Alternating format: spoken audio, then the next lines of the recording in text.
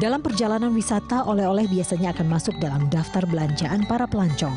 Karena itu tak heran, di setiap tempat wisata pasti akan kita temukan toko oleh-oleh atau souvenir. Tak terkecuali di Bali, toko souvenir menjamur di mana-mana. Tak hanya di lokasi wisata seperti Pantai Kute atau Sanur, tapi juga di pasar yang memang khusus menjual oleh-oleh seperti Sukawati. Bagi para wisatawan, banyaknya tempat berjualan souvenir memudahkan mereka mencari buah tangan. Kalau yang saya sering beli itu paling souvenir kayak kalung, gelang, cincin, terus diutamakan sih baju-baju ya, baju-baju Balinya. Di pasar Seni Kute sih lebih seringnya. Banyak pilihannya, udah gitu harganya juga nggak terlalu mahal ya, terjangkau banget. Jadi kita bisa bawa oleh-oleh banyak. Yeah, we can get some souvenirs. Come back to England. Some clothes, some magnets. Bought this vest here as well. We don't have bintang in England.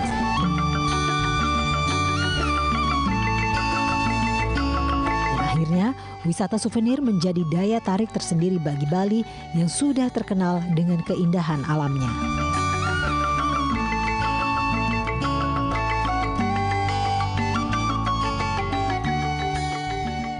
Ji, untuk Aji sekarang sukses seperti ini kan tidak banyak yang tahu ceritanya awalnya. Padahal kalau kita sempat ngobrol ya Ji ya, bahwa ada perjalanan panjang sehingga Aji bisa sukses seperti sekarang ini. Nah, itu bagaimana awalnya sehingga Ji akhirnya memutuskan untuk berbisnis ini? Sebenarnya perjalanan panjang ya. Ya. Kalau diceritakan butuh waktu 1 jam. Nggak apa-apa Ji. Oh, di 1 jam. Sebenarnya Ji kelahiran di sini. Nah, Singaraja ya? Singaraja, cuman S2, tamatan S2, SD, SMP. Kenapa cuman sampai SMP? Karena orang tua nggak mampu. Orang tua nggak mampu, nggak bisa kita melanjutkan sekolah. Akhirnya berhenti.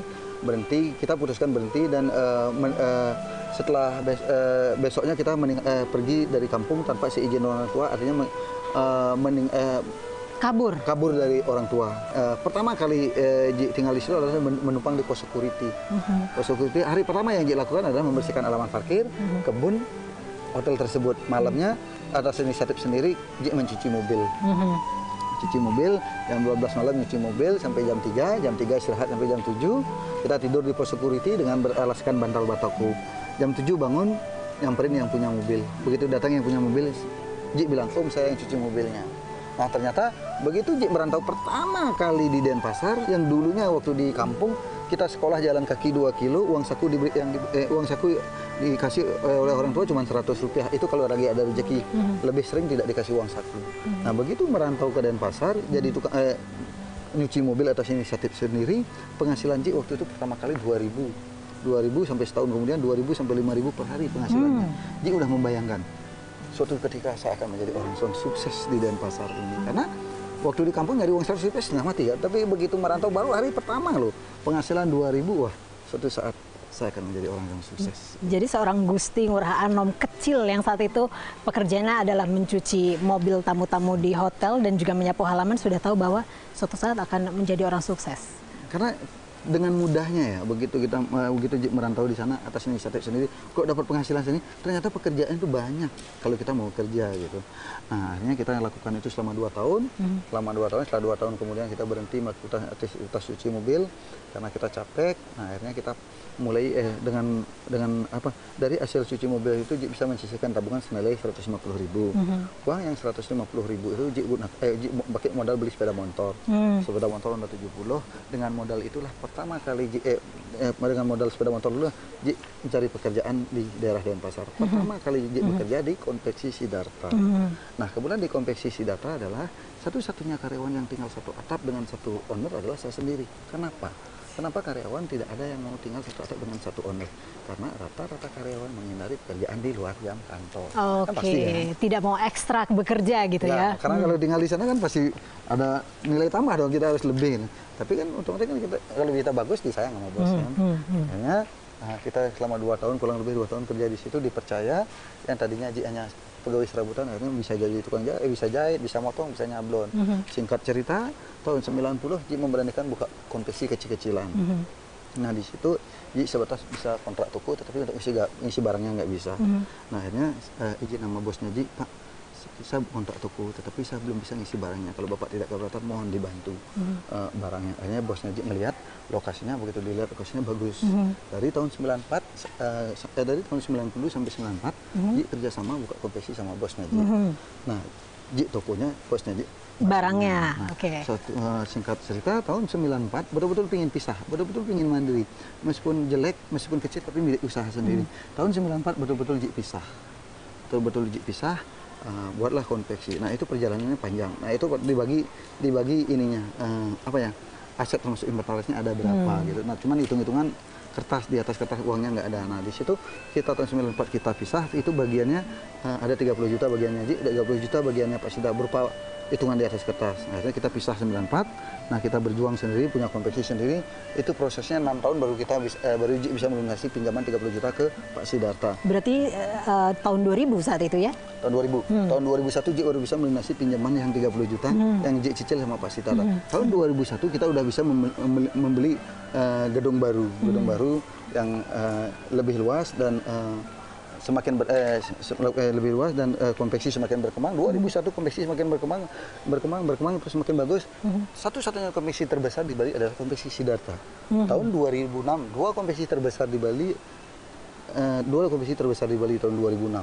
Satu, pertama konveksi, kedua baru Sidarta. Kebalik jadinya. Jadi dalam waktu 6 tahun itu Ji sudah bisa kita tidak berkompetisi tapi sudah bisa mengalahkan konveksi boleh yang dulu dibilang, bekas ya, bosnya gitu ya, mantan bosnya Ji gitu ya. Pada Tetapi saat itu tetap hubungan Ji baik karena sekaligus sekarang Pak Sidarta adalah orang tua angkatnya Ji. Dia selalu mensupport karena saya yakin kamu akan bisa lebih sukses dari Bapak karena cara kerja kamu beda dan umur kamu juga masih kecil. Akhirnya kita percaya dengan nasihat dia, bimbingan dia.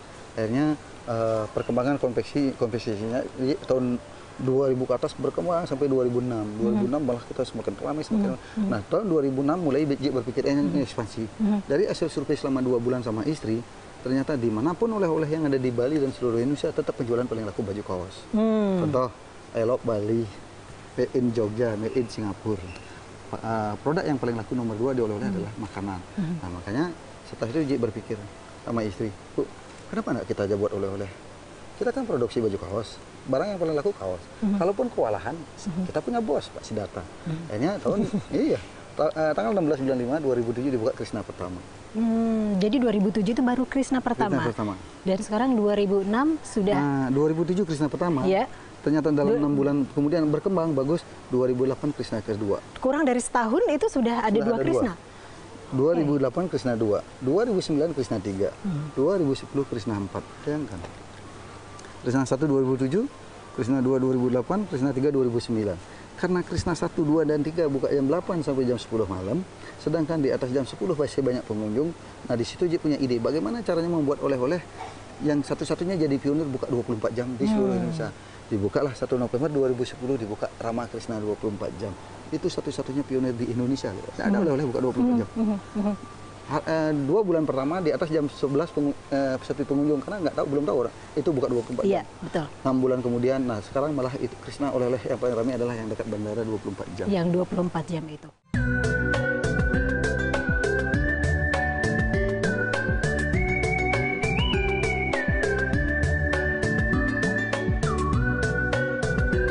Sederhana adalah gambaran seorang Gusti Ngurah Anom atau Aji Cok. Meski sudah menjadi pengusaha sukses, Cok tidak canggung melakukan berbagai pekerjaan rumah tangga.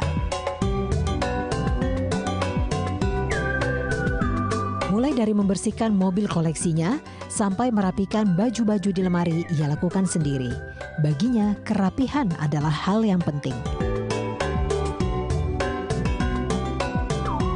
Terhadap karyawannya, Cok juga bersikap apa adanya. Baginya sekedar mengobrol atau bahkan membantu pekerjaan karyawan adalah hal yang biasa. Kalau kotor itu, beliau kadang-kadang bukannya marah, malah beliau mengambil sapu sendiri gitu. Jadi mereka nyapu sendiri, kadang-kadang jarang menyuruh gitu. Jadi kita sendiri sebagai penanggung jawab juga malu gitu kalau ada bos seperti itu kan. Jadi biasanya jarang nyuruh gitu. Jadi kalau udah situasinya kotor gitu ya, beliau bukannya nyari orang, nyari sapu dia.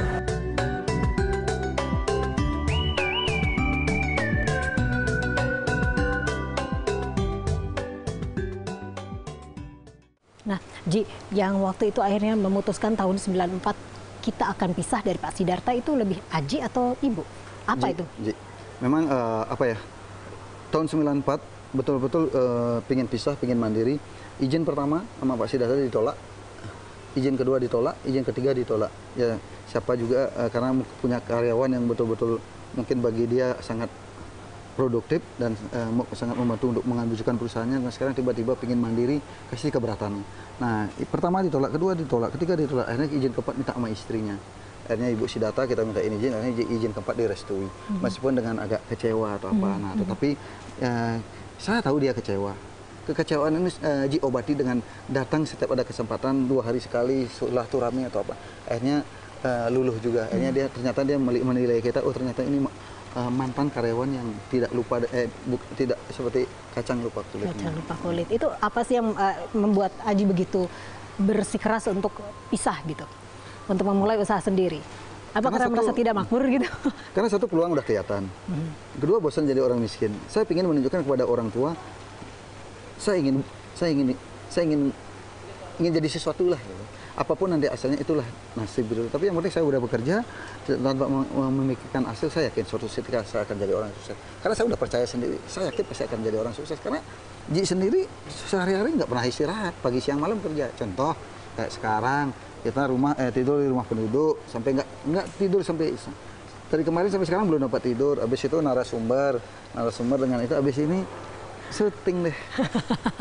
Baik Ji, kita akan teruskan, kita akan ke Fantasiland sambil terus ngobrol tentang Aji ya. Biasanya pada umumnya yang namanya pengusaha satu orangnya pasti tinggi atau berjas atau pakai dasi atau apa. Memang di sini sering sekali orang keceli atau ketipu bahwa yang punya Krishna itu Ji itu.